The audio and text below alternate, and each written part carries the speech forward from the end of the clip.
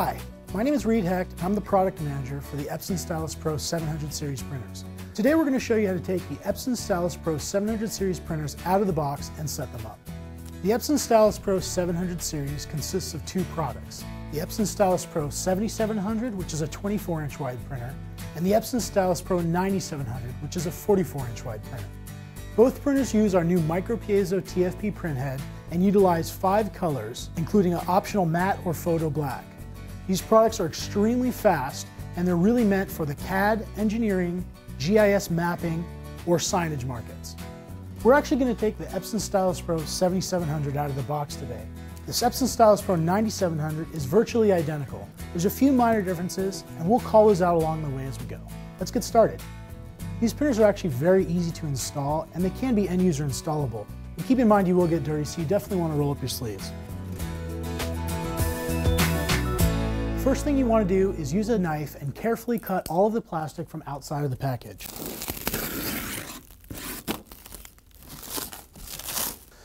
The next thing you're going to want to do is remove the pallet straps from the box, like so.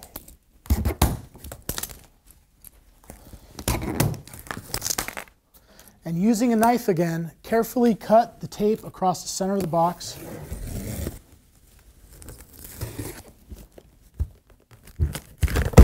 To open up the box.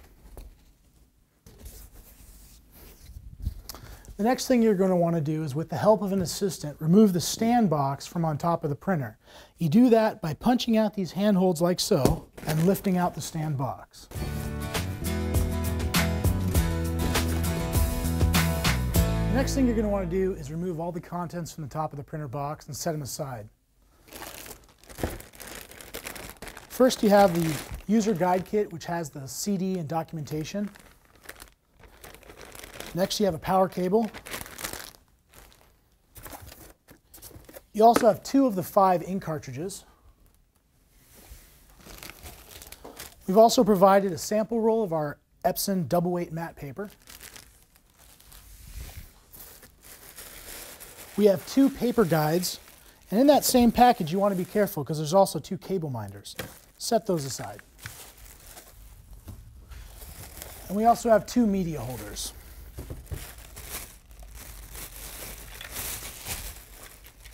This is what you'll use to load the media on the printer later. Next thing you're going to want to do is remove all the packaging from on top of the printer and remove the outer box.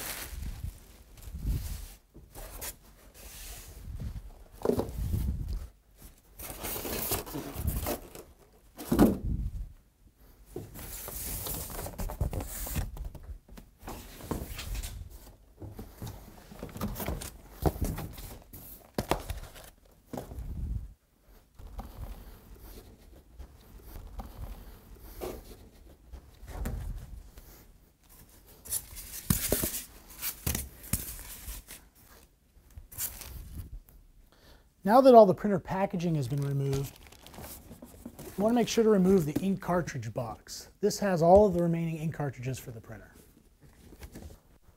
Now's a good time to do a little bit of cleanup. Go ahead and remove some of the packing material, because after this we're going to set up the printer.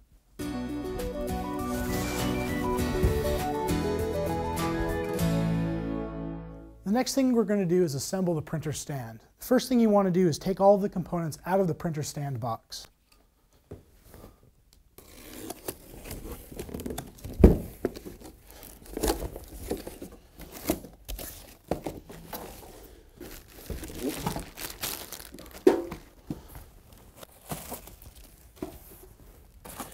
You want to make sure you don't forget the printer hardware. This is a bag of all the hardware that you're going to need to set up the printer.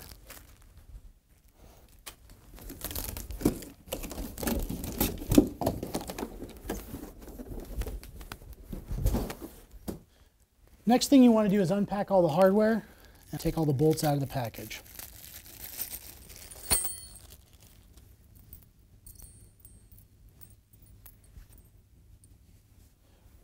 When you assemble a stand, you want to basically take the strut, which is marked right and left, and assemble it inside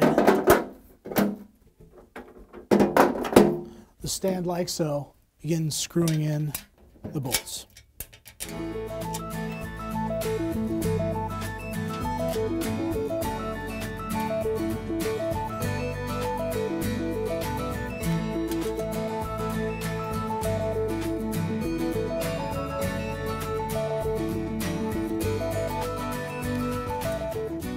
want to make sure these are actually nice and tight, and what's great is the printer does come with an Allen wrench, so you don't require any tools.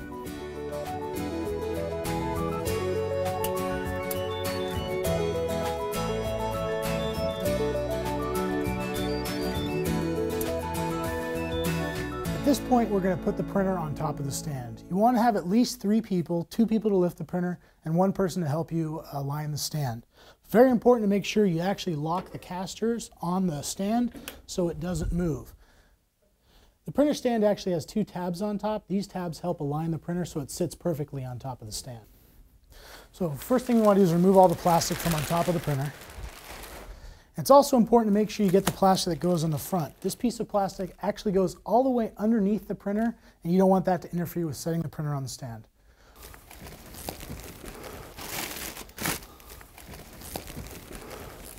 One, two, three.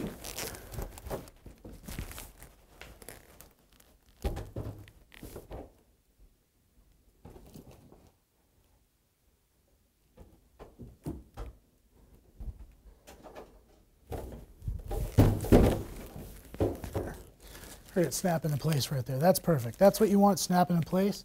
The next thing you want to do is secure it with the nuts to make sure it stays on tight.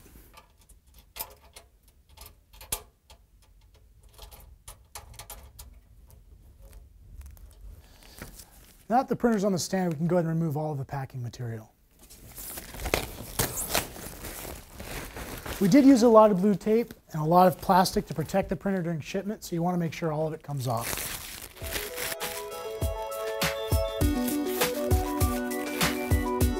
It's very important before you do anything else that you remove the print head lock. This is something that protects the print head during transportation. You do that by removing this tape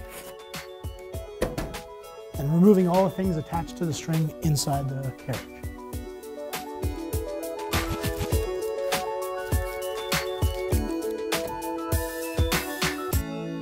Next, we're going to install the paper basket. This is what some would consider the most difficult part of this installation. First thing you want to do is actually unpack and lay out all your components in front of the printer.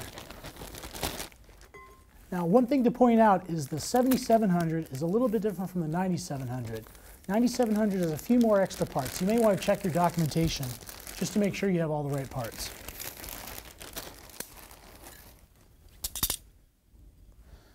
For the Epson Stylus Pro 7700, you should have 2 vertical square bars, 1 square bar, 2 circular poles, 2 plastic end caps, 2 metal pins, a metal crossbar, and the fabric itself.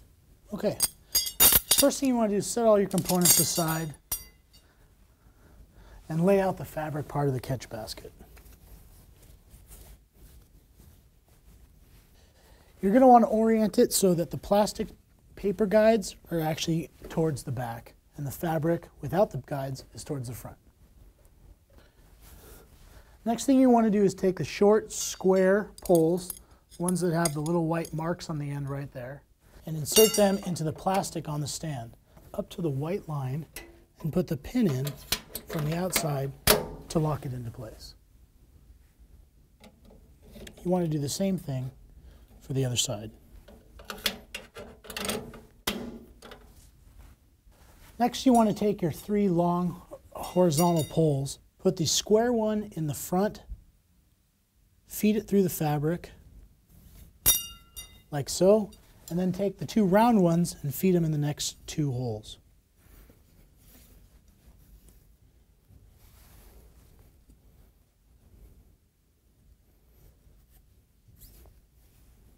Next, you want to take the paper basket and slide it all the way underneath the printer and attach it from the back.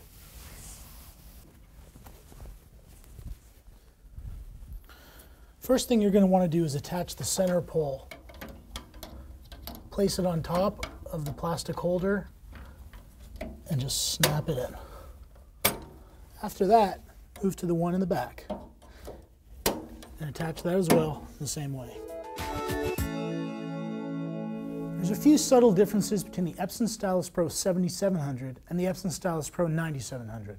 One of those is the back of the paper tray. I'm going to show you how to assemble that right now so you understand the differences. There's a few extra parts that come with the Epson Stylus Pro 9700. You have 2 square, long, horizontal bars 2 short vertical square bars, 2 pins, and 2 plastic pieces. They're installed the following. On the back of the printer, you take the 2 long horizontal square bars and insert them into the pockets in the fabric. Once installed, you want to take the short vertical bars, place them into the plastic holders, and apply the pins from the outside. You'll want to do that to both sides. Next, you want to install the plastic pieces to the edges of the square horizontal bars. Helps if you have a friend. Go ahead, Marcos, and stick that into each of those holes. Now that Marcos is done, I can go ahead and apply it just like that. Give it a little bit of a squeeze. Then you just want to fold the paper tray up and you're ready to go. From in front of the printer, you want to take the 2 plastic connectors and attach them to the square crossbar in the front. Rotate out the vertical bars like so and attach that together.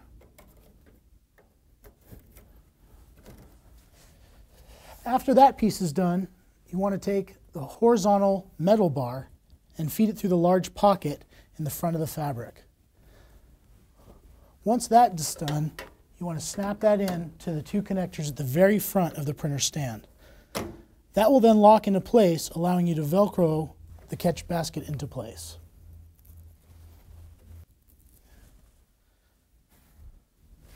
Next, you want to take the paper guides and snap them into the printer. Lower the paper guide and very gently squeeze this plastic to attach the guides into place. The paper guide has 2 settings. It can actually be set like so that the paper will fall into the catch basket, or alternately, you can rotate up the paper guides, unsnap the Velcro, push that all the way back, which will allow the paper to fall in front of the printer. Next thing you want to do is unlock the casters and roll the printer to the location where you're going to set it up. Using the power cable that came with the printer, you want to plug in the printer,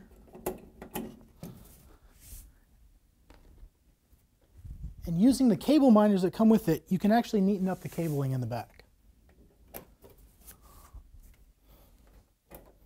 After you put in the cable guides, you can select either a USB or an Ethernet cable, or both, to connect the printer. The cable guides are nice because it allows you to select either the left side or the right side of the printer. Just snap in so the cables are out of the way. Now that your printer is plugged in, it's ready to be turned on.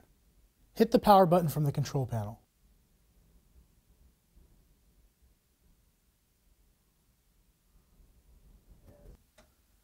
The printer is going to take a few moments to turn on, and then it's going to give you a message saying there's no ink cartridge installed. Definitely want to wait till the printer opens the ink door before you try inserting the cartridges. Now you want to install the ink cartridges. Before you open the package, you want to shake each cartridge and then open it.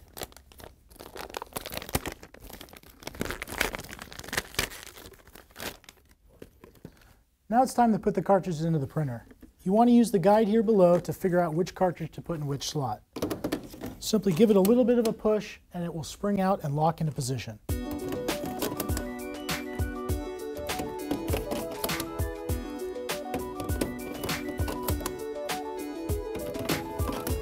Then you can close up the door. Charging the printer takes a few minutes. It's very important that you don't unplug or turn off the printer during this time, otherwise you could end up wasting ink. The printer will tell you when it's done with the process.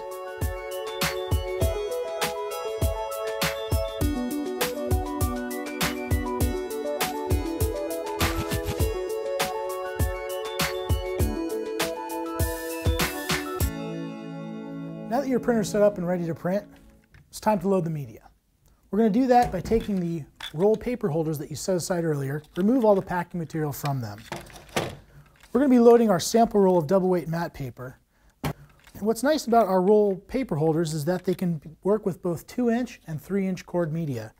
To switch to a 3-inch core, just slide the switch to the 3-inch position and that will flare out. To go back, just slide it back to the 2-inch position. The paper that comes with the printer has a 2-inch core. Simply release the handle, insert the end into the media, and close the handle to lock it. You'll do that for both sides.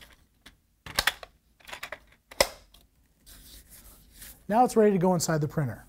Just pull back the media cover like so, unlock the left edge guide, slide it out of the way, load the media into the slot, push the edge guide to the right, and lock it in place.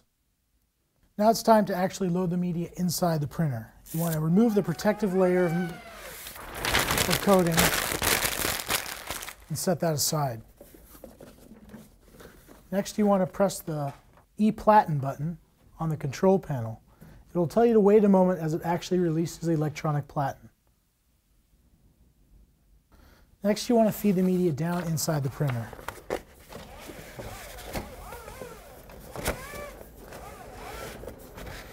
Once the media is fed down far enough, you can go ahead and press the E-Platen button again, and it will close the platen. Pressing the pause button will allow it to load the media. You can now close the media door as well. Once the paper has been loaded correctly, the printer will prompt you to select the type of paper you've loaded. We did not load plain paper, we loaded double weight matte paper. So I want to select that, and now the printer is ready to go. Here are a few tips and tricks on how to use the control panel. Obviously, you know that's the power button. That will tell you if there's no media loaded. That will tell you if you're low on ink.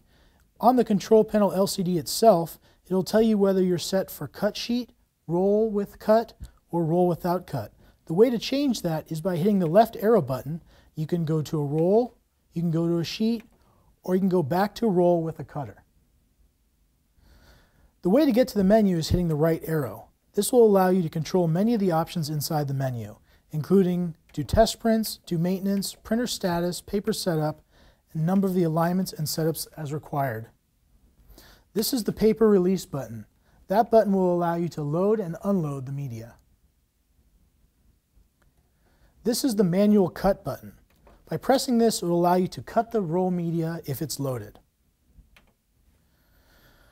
By pressing the pause or cancel button, this will allow you to either pause a job or cancel a job. This is the print head cleaning button. This will allow you to initiate either normal cleaning, individual color cleanings, or power cleanings should the need arise.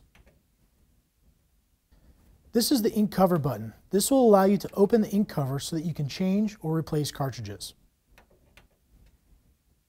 After you install the printer, it's very important to do a print head alignment. You do this by going to the menu, scroll down to the head alignment, scroll to alignment, and hit the menu button. This will initiate an automatic head alignment, which will ensure precise placement of ink droplets on the page. The printer LCD is very important for keeping track of what's going on the printer. It will tell you the status, it'll tell you what media is loaded, whether it's roll paper, cut sheet, or roll paper with a cutter. As well, it will give you the levels of the ink and the maintenance tank. Well, that's it. We've completely set up the Epson Stylus Pro 700 series printer. Next thing you want to do is follow all the instructions in your documentation to install the software and drivers that came on the CD. And don't forget to update to the latest firmware and drivers by going to www.proimaging.epson.com.